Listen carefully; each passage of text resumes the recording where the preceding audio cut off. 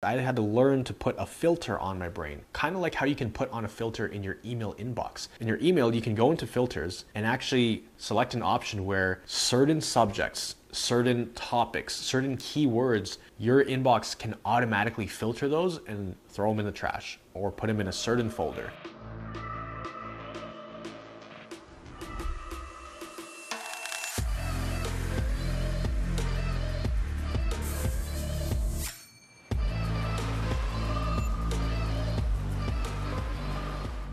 How's it going, guys? Miguel here from CFS Recovery. This channel is dedicated to helping people recover from CFS or ME or a hypersensitive nervous system issue. I myself was sick for about 4.5 years. At my worst, I was completely bedridden in the hospital, in ICU, having to drink my food, blended. So I was in a pretty dark place. You wouldn't think that of me today. Today I can run, I can exercise, I can work out, I can work full time, and I can run this program called Recovery Jumpstart where I help people recover from all this. So I am just proof that you can go from a very dark place, from a place where it literally feels like it's your final chapter, to truly living life again and living a life that surpasses where you were before you even got sick. Now, in this video, I'm going to be talking about how to have more mental clarity. This is a very general topic, but I want to actually give you an analogy here. And shout out to Junior in the program. He's actually a coach, and he shared this analogy the other day on one of the mentorship calls. He said that when it comes to mental clarity and thinking and getting rid of negative thoughts and having more positive thoughts, it's kind of like how your email inbox functions. Now, you might not be this person that I'm about to describe, but you probably know somebody who has an email inbox with thousands upon thousands of emails, unread emails, by the way, and that inbox is just growing by the day, by the dozens, by the hundreds, maybe even by the thousands. Most of those emails in that inbox are spam, just like most of your thoughts. Now, I'm not saying all your thoughts are spam, especially when you're in a hypersensitive state. Your thoughts and your emotions will be amplified. So you could think of one small thing, and chances are, if you got into this point, most likely you're an overthinker. You tend to think of many outcomes, all the potential things that could happen, that won't happen, what happens if it does happen, and if it doesn't happen, what are the different scenarios if this and this plays out. And I get it, because when you have a lot of time to think, your brain can run on this loop and it can go down these deep rabbit holes. Most of your thoughts are things that either have not happened yet or they have happened. And the one thing both of those have in common is we don't have any control over those. We can only control the present. And of course, one can argue that, oh, you can control the future because if you do things in the present, that's going to control the future. A lot of these thoughts you're probably having are hypothetical. And so when you think of an email inbox, most of the stuff is spam. It's just noise. It's junk mail.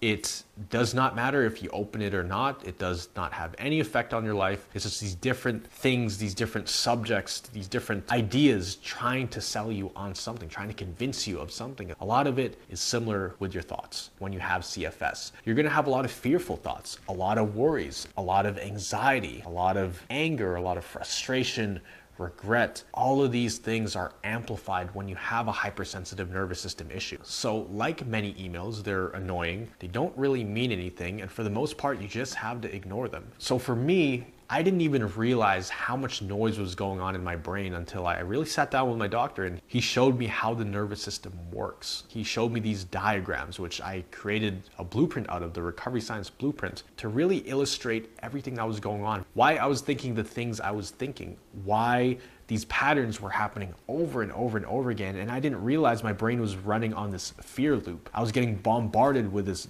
junk mail, which had no benefit, served no positive purpose other than to keep me stuck, other than to keep me in the state of freeze mode, in this hyper-vigilant state. I had to learn to put a filter on my brain, kind of like how you can put on a filter in your email inbox. In your email, you can go into filters and actually select an option where certain subjects, certain topics, certain keywords, your inbox can automatically filter those and throw them in the trash or put them in a certain folder. And that just streamlines having to process all of those different emails and sort through what's important, what's not. If you find these mental patterns, these negative thoughts happening over and over again, you need to put a filter on your brain that automatically just swipes it aside and says, okay, cool, I acknowledge you're there, goodbye, I'm not gonna engage with you at all.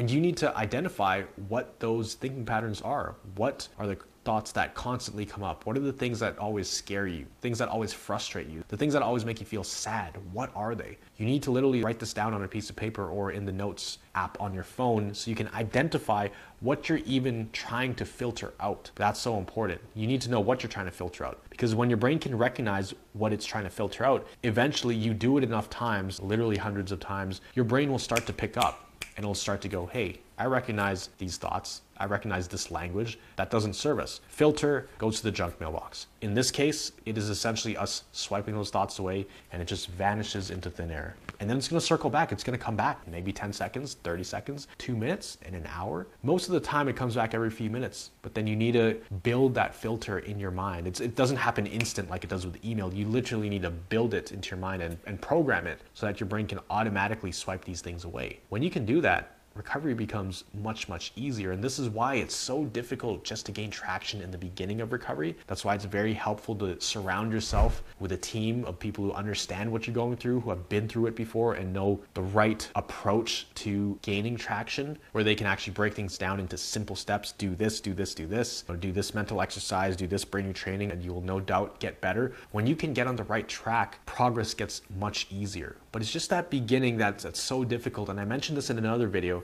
which you can find up here, that the beginning of recovery is kind of like trying to turn around a cruise ship. It takes a lot of effort in the beginning and you won't see many results at first. You're going to be putting in a lot of effort for little return on your efforts. But if you keep it up, if you keep going, even in the face of not seeing any immediate results, you're going to feel much better and things will start working. Things will start changing. You'll start feeling a bit better. Those voices in your head, those negative thoughts, they will be less intense, they will be less loud, and they will be less frequent the more you're able to do this. And it gets to a point where your brain just automatically filters them out to the point where you don't even hear them anymore. It's out of sight, out of mind. It doesn't even become a problem. And so the things that used to worry me 4 years ago, when I was just getting better, they don't worry me at all anymore. It doesn't even cross my mind. Before, I would try going up a flight of stairs and my heart rate would be through the roof. And sometimes it wouldn't even be through the roof. When I was more normal, my heart rate was just increased. So maybe it was 120. It wasn't anything crazy, but me just feeling that heartbeat, that pounding in my chest, I thought I was having a heart attack and I was scared my heart would give out any second. I lost all trust with my body.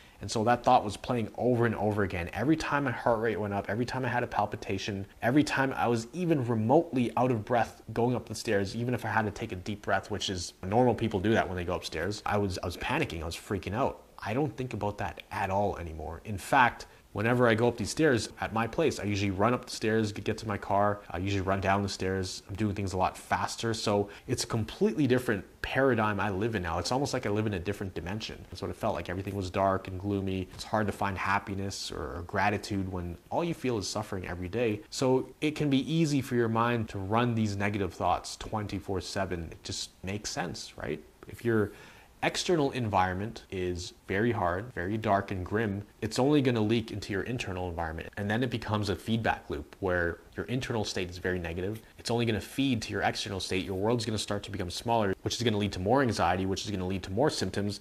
And then you have this ultimate loop that eventually it's harder and harder to get out of, but not impossible. So this is just a way to have mental clarity, is to program that filter into your mind so that you no longer have to deal with these thoughts 24/7. It's something that takes a lot of work. It's something that takes a lot of effort. It takes a lot of consistency. It's not easy, but again, if it was easy to do, then everybody would just be able to get out of this like that. But it's really hard. That's why some people stay stuck for 5 years, 10 years, 20 years, 30 years, and just stay the same and don't really get to that next level in recovery. It's because they don't really know exactly what they should be doing. But it's things like this that will really help you. Identifying what are the thinking patterns that you should probably deal with, build a filter around. What kind of things should you program your mind to filter? And this is something that we cover in Recovery Jumpstart. This is just one of the many tools, one of the many kind of mind shifts we want people to have and help them program into their minds in order to help them recover. If you did want some extra help and you enjoyed this content and did want to take things to the next level in terms of having a team around you, having that accountability, having that camaraderie of people who understand what you're going through, and if you want to feel like you're part of a team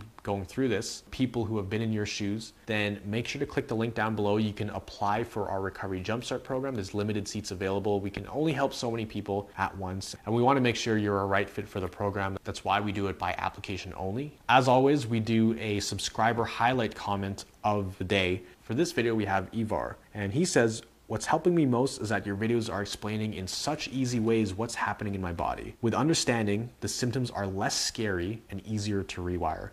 This video is applicable to most of my symptoms." And he commented that on my video where I talked about shortness of breath, which you can find right up here. If you did enjoy this video, make sure to hit that button, hit that subscribe button, hit that notification bell. They're all beside each other, so it's very easy. But that way you'll get notified every time we release a video. We release videos every single day, and that way you won't miss an update. Sometimes we have important updates too. So if you're subscribed, then you will see those updates on everything we're doing on our end, whether it's releasing a book, a new blueprint that we have, or we're doing a live stream with our subscribers or people in the Facebook group. If you hit that notification bell and you're subscribed, then you will get notified right away. Always remember, you are a thriver, and you are just one mind shift away from living a life with thriving health. I'll see you in the next video.